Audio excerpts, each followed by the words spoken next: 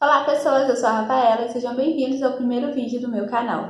No vídeo de hoje eu vou falar sobre o anime Goku Shufudo Tatsu Imortal, que é um anime sobre um ex-yakuza que acaba se tornando um dono de casa em tempo integral.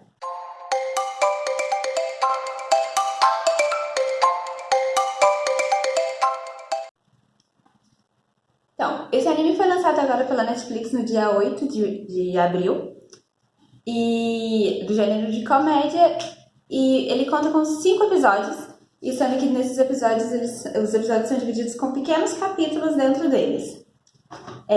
O anime foi dirigido pela Capcom, desculpe se não falar o nome certo, que também foi diretora do Backstreet Girls, que é um anime também de comédia da Netflix.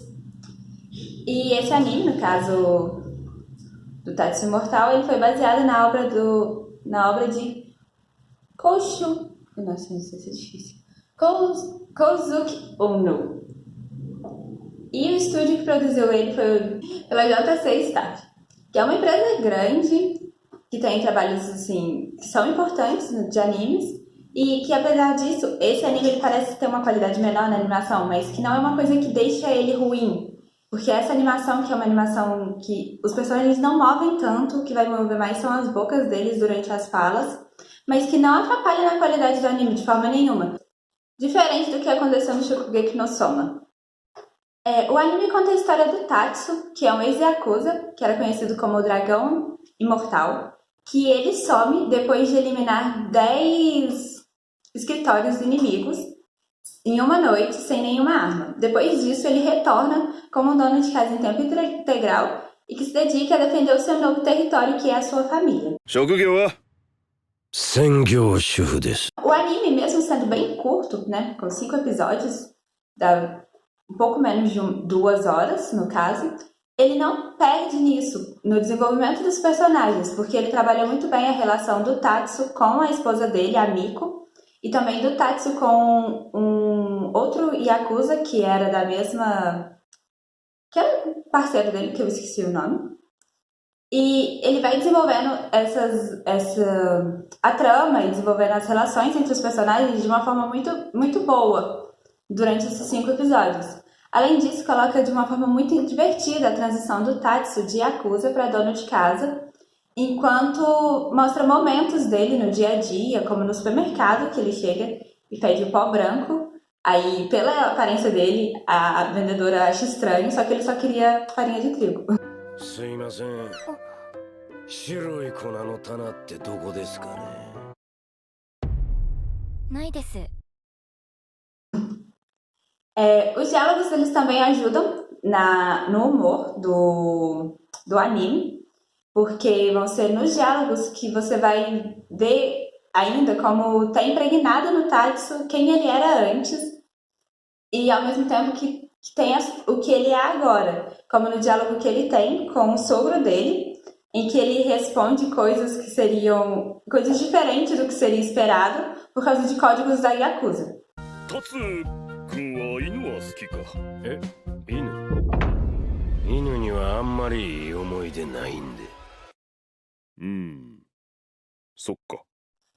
O anime também trabalha de uma forma muito divertida como o Tatsu resolve situações com o que ele aprendeu na Yakuza, ou como ele associa coisas com o que ele aprendeu na Yakuza, como é a cena dele fazendo yoga. Além disso, vai ter momentos que ele usa o que ele aprendeu como dono de casa em situações da Yakuza. Não exatamente da Yakuza, mas com membros antigos que ele reencontra durante o anime. Também é muito engraçado como os membros de outros escritórios reagem quando encontram ele, porque eles têm muito medo do Tatsu de aventalzinho por causa de quem ele era antes. Então ele tá lá numa boa, vivendo a vida dele, e os caras morrendo de medo dele por quem ele foi.